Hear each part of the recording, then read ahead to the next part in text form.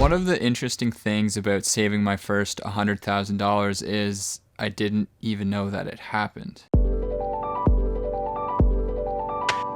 Lately, I've stopped tracking my net worth so meticulously because more and more I'm realizing that each milestone of wealth is just a signpost on the journey to financial independence. It's not a finish line.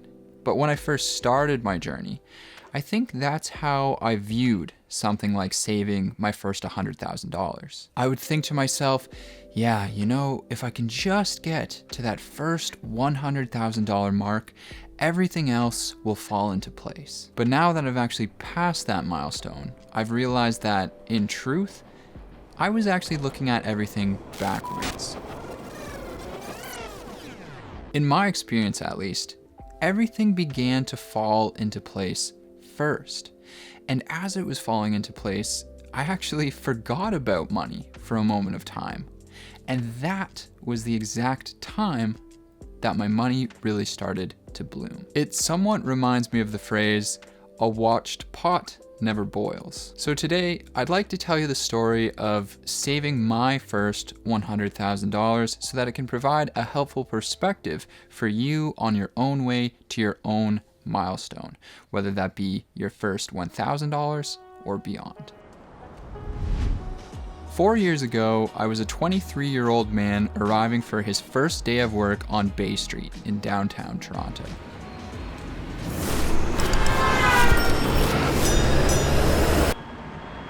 Coming from a small town of about 10,000 people, it was a big change, to say the least. On top of that, I had about $3,000 to my name, I had left my friends and family behind, and to be honest, I didn't really know what the hell I was doing. It was going to be tough. But this was an opportunity to reinvent myself, to build my life from the ground up. And I think these opportunities are very rare because once we start to accumulate too many attachments in life, it becomes increasingly difficult to make major changes. Being alone, away from friends and family, afforded me the time and space to do some deep introspection, the kind of inward looking that I think many of us are hesitant to do. The thought of giving yourself a good, hard, honest look in the mirror can be downright terrifying. What will you see? Will you like what you see? So I went through this process with myself, and I came out of it with an idea. I was going to structure the next several years of my life around a purpose, a North Star, if you will. And for me, that was going to be to reach the beginning stages of financial independence. The reason I wanted to so badly pursue this is because I had an even larger goal that I wanted to achieve. But in order to do so, it would require me to be fully financially independent first. Perhaps I'll save talking about that for another day. Ultimately, this had given me a mission, a sense of direction. And because I was so passionate about the purpose I was and still am trying to pursue, it filled me with an immense amount of ambition. I was going to need every ounce of ambition I could get because my goal was to save at least 50% of my income every single year from the age of 23 onwards until I reached financial independence. And that's what I've been doing. In the first 3 years of working my job, I was able to stack away $90,000, which put me in a pretty strong financial position so that I was able to move into the next phase of my plan, which was to quit my job and create my own platform. Mind you, 3 years ago, I certainly didn't think that platform was going to be a YouTube channel, but fate has a funny way of showing us that there's a lot of opportunities that lie in unexpected places and to always keep an open mind. 1 year after becoming self-employed, I crossed the $100,000 mark without even knowing it. Now, I'm sure you've realized by now that this isn't a get-rich-quick story. It's not your typical clickbait BS about, oh my god, how I made $100,000 buying blind call options in the greatest bull market in history. Yeah, 2020, the year of stocks only go up, sure created a lot of new Warren Buffetts. No, for me, it took 4 years with a dedicated plan to reach this point. That's a lot of time, but it's also not in the grand scheme of things. You may be thinking to yourself, I'd love to save up that much money, but I don't feel motivated to, or I don't know how to do it, or I can't. I completely understand that, and absolutely no one is forcing you to do that. I'm not saying you have to do that, so please do not feel anxious about it. I'm not sitting here being like, save 50% of your income every single month. Do it right now. Don't you dare walk into that Starbucks, Karen. Don't you dare buy that half tall, venti, skinny, mocha, white, cold, hot, caramel, latte, cappuccino. But if saving up some more money for yourself is something that you are interested in doing, I thought it might be helpful to share a little bit more about my experience doing so and the mindset that I had doing it. One of the things I ask myself a lot is, what is money? Now, on this channel, in a lot of my videos, I've referred to money in a lot of cases as freedom. Lately, though, I've been toying with the idea of money being a representation of frozen time. When you spend 8 hours a day working on something, you receive an amount of money in return for doing this. And something really interesting happens there, because essentially what you're doing is you're coalescing that 8 hours of time into this unit of measurement that we call money. And then when you go and spend this money, you are effectively unlocking this frozen time to exchange it for something of equivalent value, of which time is a very large part. For example, a really easy way to think about this is, let's say you made $100 working an 8-hour day, and then you spend 3 of those dollars on a coffee.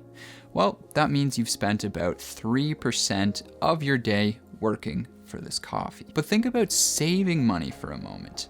What you're doing then is you're collecting all this time that you've spent working, and then you're preserving it and freezing it within money. Taking it a step further, you can then invest this money, which then allows it to snowball into more money and effectively more of this banked time. This is an integral part of how I was able to reach my first $100,000, and the later part of that journey was aided by today's sponsor, Wealthsimple. When I was training at a wealth management firm who I will not name, they gave me this project one day, and it was an assignment where they wanted me to do some research on these new upstarts in the investment industry who were kind of shaking things up. They wanted me to kind of take a look at them and basically analyze the competition. And one of these companies was Wealthsimple. So I started doing my research and quickly found out that, yeah, these guys were definitely innovating in the space. So I did some comparisons between the firm I was at versus Wealthsimple, and I was like, so it looks like very high commissions versus no commissions. In-person 2-hour appointments versus a phone app that sits on your phone in your pocket. Try and put your client into the highest price mutual fund you could possibly find versus low-cost passive indexing advocacy. Windows 2000 style interface versus modern interface. And then I was like, so I have to present this research to the managers. This isn't going to go over well. Luckily, I quit that job before I had to do the presentation. But if you're interested in trying out an investment company that is challenging the status quo and empowers people like you and me, check out the link in the description down below to sign up for Wealthsimple Trade. So eventually, between saving and investing, the goal is to have enough money banked up, enough of this frozen time banked up, that you can then slowly thaw it all out over time to pay for essentially your time for the rest of your life, so that you never have to do anything you don't want to do for a paycheck again. Time is incredibly important. If you spend 8 hours per day working, that's a third of your time already spoken for. And whether we like it or not, another third of our time is already spoken for. And that's because we have to sleep.